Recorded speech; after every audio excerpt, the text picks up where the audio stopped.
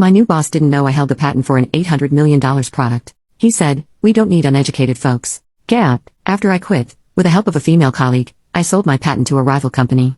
My name is Shane Miller, born to alcoholic parents. I now reflect on whether I should have sought medical help for them, but as a child, witnessing their constant fights, sometimes even being dragged into them, was painful. Even when relatives helped them secure jobs, those opportunities never lasted long. Thus, during my elementary and middle school years, I practically lived at my Uncle Ken's small repair shop, attending school from there. Ken wasn't well regarded by other relatives, much like my parents. Though about 10 workers would come and go at his shop, only 4, including Ken, worked closely together. Despite this, his shop felt cramped, leading nosy relatives to doubt its functionality and wonder what he was actually doing. They pointed fingers behind his back. It's understandable if they were confused, as Ken, with skills he taught himself, could fix anything from pot lids to the latest computers. He would boast about his abilities in front of me, saying, "How about that, Shane? It's cool and fun, right?" Despite being over 30 and having no intention of settling down, his reputation among relatives lingered. One day, I asked him if, setting marriage aside, he ever wanted to join a bigger company, given his skills. Although just a kid at the time, it was an impertinent question. He laughed and said, "You know that's impossible. I don't have the education. People without education can't get hired anywhere, so the only option is to make a living on your own." Though he laughed, he seemed somewhat lonely. As a child, I didn't fully understand his words. He kept exclaiming, "Cool and fun, right?" Without realizing it, I got swept up and ended up helping him with his work. Actually, it was fun.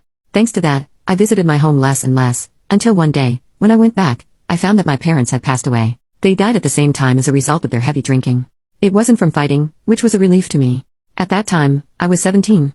After high school, I formally started working as a worker at Ken's shop. It had always been my playground. It was a workplace I knew well. I worked there without much pressure.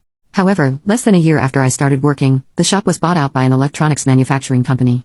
Ken had connections, and he found employment for all his workers. For me, he humbly negotiated, and even though I only had a high school diploma, I was treated as a development department employee. He worked himself out with the merger, and he passed away when I was 20. Although he was exhausted towards the end, what I remember is his silly, bright smile, like a kid exclaiming, "Cool and fun, right?" In memory of my late uncle, I continued to work hard alone. Being a high school graduate and a small shop worker, many employees were cold to me. Other college graduates who joined later didn't treat me as a colleague. They treated me like an apprentice, ordering me to make coffee, take copies, and go shopping. However, a woman named Joanna Phillips, who joined when I was 21, never looked down on me. "Hi, Ken, good morning." She would greet me cheerfully every morning. She taught me everything about being a professional that I hadn't fully grasped yet. Yes, that's how you talk on the phone. As a business person, you should name yourself first when you meet someone new, and so on. Oh my. Did I ask your name first when we met for the first time, didn't I? When I said that, she replied, "That's totally fine. We're colleagues in the same office. You'll try it with somebody else next time, okay?" Since then, we've been faithful coworkers. Another ally was the development director, Russell Nelson. Russell was an old friend of Ken's from high school. They went their separate ways when they went off to college, but Russell always seemed to keep an eye on Ken. He was the very person who brought up the idea of merging the company and the factory to Ken, so he was genuinely saddened when Ken fell ill. "It's all my responsibility from now on. I'll take care of your future," he said, shaking my hand firmly and warmly.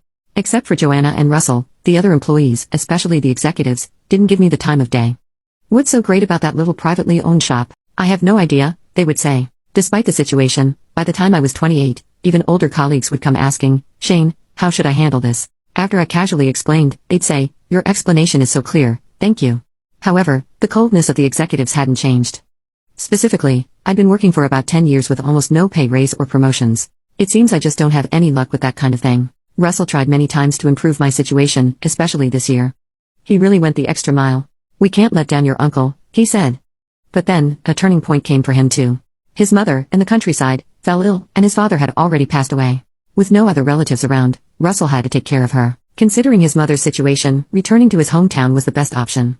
"Don't worry about me. Please, go and be with your mother," I said. He apologized deeply and cried, "I'm sorry. It's really kind of you. I sincerely didn't want him, who had been so nice to me, to experience the pain of losing a family member. I wished deeply for his mother's well-being." Thus, Russell left the company, and a man named Mark Smith took over as director. You can click on share more to see if there is a part 2.